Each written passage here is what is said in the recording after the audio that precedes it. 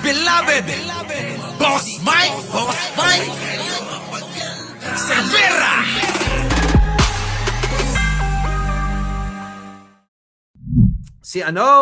Si Panelo, mga kababayan ko. Eto balikan ho natin tulad ng pangako ko sa inyo kahapon. Talakayin natin saglit. Pasok!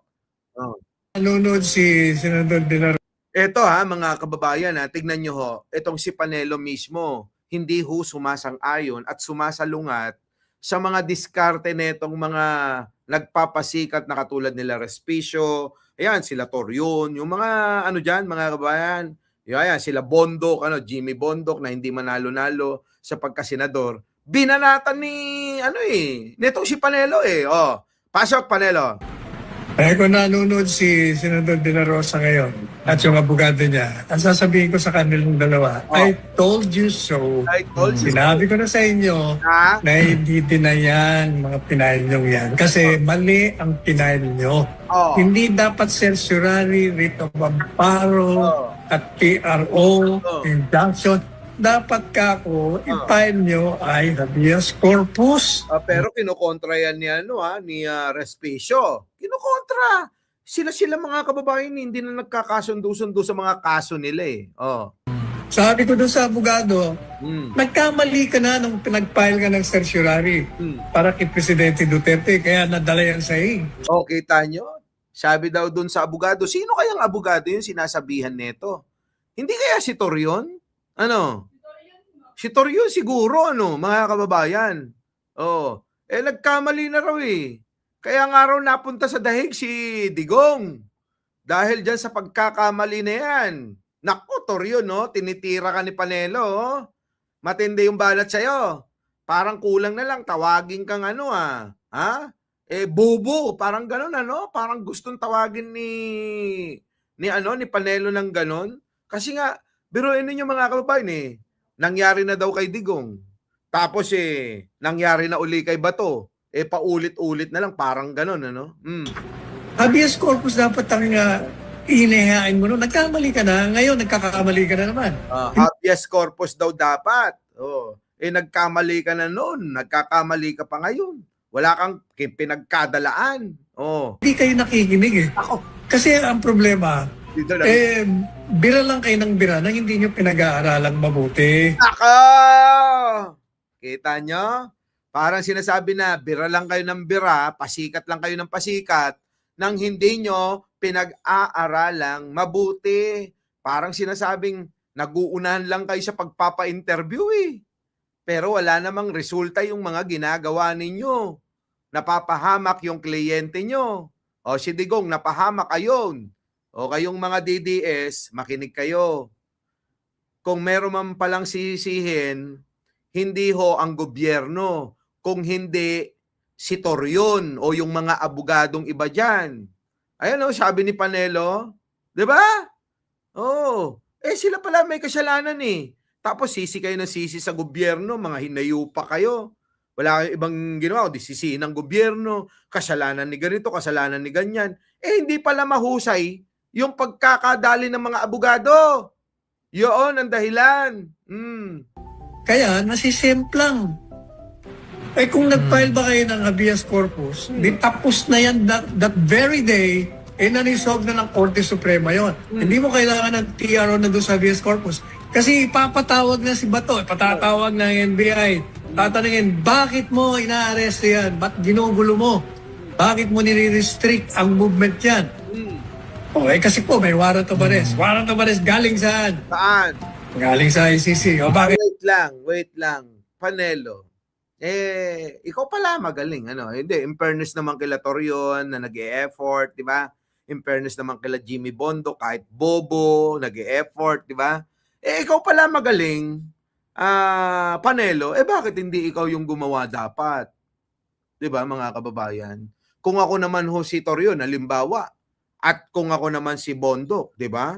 Sasabihin ko, ikaw pala magaling bakit hindi ikaw yung gumawa? Bakit hindi ka initiate para magawa yung mga gusto mo? Yan pala ang tama. Tapos kaming mga kumilos, dahil walang kumikilos, Ngayon sisisihin mo kami kung bakit nadala si Digong sa dahig. At kung ngayon, si Bato nagtatago at wanted. O, di ba? Sipin yung maigi mga kababayan, di ba?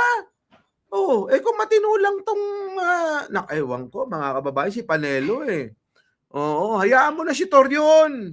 Tsaka hayaan mo na si Respicio, tsaka si Bondok na na maging abogado nila. Oo. 'Di ba? Oh, puro lang mga kiyaw-kiyaw 'yan. 'Di ba? O tuloy. Meron bang kapangyarihan yan? I-discuss. Kumaga doon mismo sa araw na yon, Oh. magkakaroon na ng diskusyon. Mariresolve na kagad. Bibigyan ko ba ito ng writ o hindi? Oh. Kung nabigyan, di okay na. Tapos na kagad ang kontrobersya. Hindi na siya maaresto. Oh. Dahil sasabihin, Kita nyo? Ibig sabihin kasalanan talaga ng mga abogado, mga kababayan. 'Di ba? Baka daw sinasadya, sabi nung bumubulong sa likod. Mga kababayan ko, kung ganun nga pala, dapat, 'di ba? Si Panelo, hindi ganyan, 'di ba? Shoutout po sa inyong lahat ng mga bagong dating potpot sa mga bagong dating diyan, oo. Oo. Mga kababayan huwag niyong kalimutan muna mag-like, mag-share at mag-subscribe. 'Di ba? Si Panelo kasi mga kababayan, minsan meron na wala namang ginagawa 'di ba? agad ang kontrobersya. Hindi na siya maaresto. Dahil sasabihin ng Supreme Court, bibigyan kaya, mali kayo dyan. Kita nyo, hindi na pala dapat na ma-aresto si Bato. Kaya lang talaga, parang mali daw talaga lahat, mga kababayan, yung ginawa ng kanyang mga abogado. Ngayon ang tanong natin, bakit itong mga bobong mga DDS, itong mga tatanga-tanga, bakit ang sinisisi ay ang gobyerno? Yan ang malaking katanungan dyan paulit-ulit na sinasabi natin, 'di ba? Sige tuloy. Wala, hindi nila sinunod Kaya yan ang problema Kaya ang payo natin sa mga abogado, lalo na yung kulang kayo sa karanasan. Putay na, ininsulto mga kababayan, Ininsulto yung mga abogado. Oo. Ang sabi kayo, mga abogado, na kulang kayo sa karanasan, di ba iniinsulto mo, na parang sinabi mo na, mga parang bagong-bagong dating kayo sa trabaho, tapos hindi nyo alam yung mga gagawin nyo, Grabe ka, Panelo, talaga, Uy, Torion, kayo ba yung pinagsasabihan nito? Torion? Para lang magkaroon kayo ng publicity, bira kayo ng bira. Oo nga. Merong isang bagong abogado na gusto rin mag-senador. Nasemplang siya ng mga ordinaryong mga reporter lang. Sino yun? Uy, sino yun? Paki-comment nga. Meron daw isang bagong abogado na gustong mag-senador. Ayun. Isang tanong lang daw ng mga reporter. Ayun, sumemplang. Bobo daw talaga yon, mga kababayan. Si Bondok siguro. si Bondok siguro yon. Dahil hindi niya may paliwanag. Merong isang bagong abogado na gusto rin mag-senador. Nasemplang siya ng mga ordinaryong mga reporter lang. Dahil hindi niya may paliwanag ang sarili niya doon sa mga petition na pinayan nila. Kita nyo mga kababayan, Jimmy Bondok yon. Kita nyo mga kababayan, bagong-bagong abogado na gustong maging senador, na ngayon tinatanong ng mga reporter at hindi may paliwanag. Ayun, sumemplang daw. Nakakahiya. Oo. Nakakahiya daw, sabi ni Panelo. Yun ang sinasabi natin, maging maingat kayo. Kaya tuloy nagkakaloko-loko na rin yung hanay ninyo dahil dyan Kung ingat. Teka. Sabi niya, mga kababayan, kaya nagkakaloko-loko na yung mga hanay nyo dahil dyan So, ibig mo si Panelo ba hindi kasali? Ibig sabihin ba hindi niya na sinasali yung sarili niya sa hanay ng mga DDS? Puro DDS yun Di ba? Bakit ganun? Di ba? Kaya nagkakaloko-loko na yung hanay nyo Kaya, dahil sa mga ganyang gawain nyo So, ibig sabihin si Panelo, Hindi na. Ano? Hindi. Hindi na talaga, no? Hindi niya sinasali, hindi niya binibilang yung sarili niya sa mga DDS. Baka bumukod na nga, ano? May sarili na hong lakad si Panelo. Umalis na siya. Oo. Tanyong mabuti mag-aral muna. Kaya tuloy nagkakaloko-loko na rin yung hanay ninyo dahil dyan eh. Okay, Kaya tuloy nagkakaloko-loko na rin yung hanay ninyo dahil dyan eh. Kaya tuloy nagkakaloko-loko na rin yung hanay ninyo dahil dyan eh. kita nyo? So, iba na yung ano niya, hindi na siya kasama ba? Oo, hanay na siya ng mga bayawak. Hindi ba hunyango? Kita nyo mga kababayan, ano? Hindi niya na binibilang yung kanyang sarili diyan po sa mga DDS. Kung ingatan yung mabuti, mag-aral muna kayo ng gusto bago kayo gumawa ng mga bangin. Kita nyo? Mag-aral daw muna kayong mabuti. Hindi yung mga school bukol kayo, kaya napapahamak yung mga kliyente nyo. Ay, sabihan ka ng ganyan mga kababayan. Ako, palag ako dyan.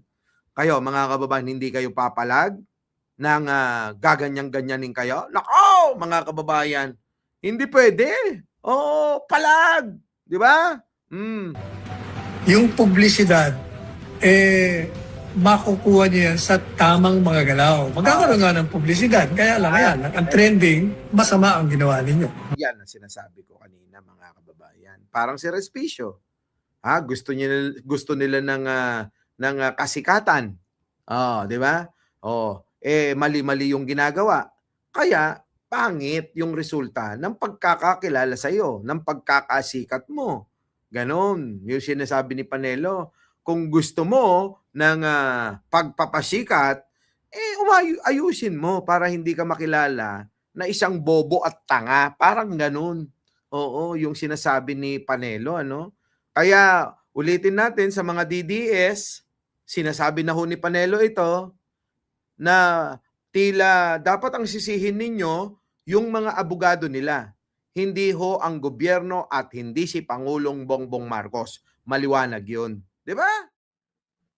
Our beloved Boss Mike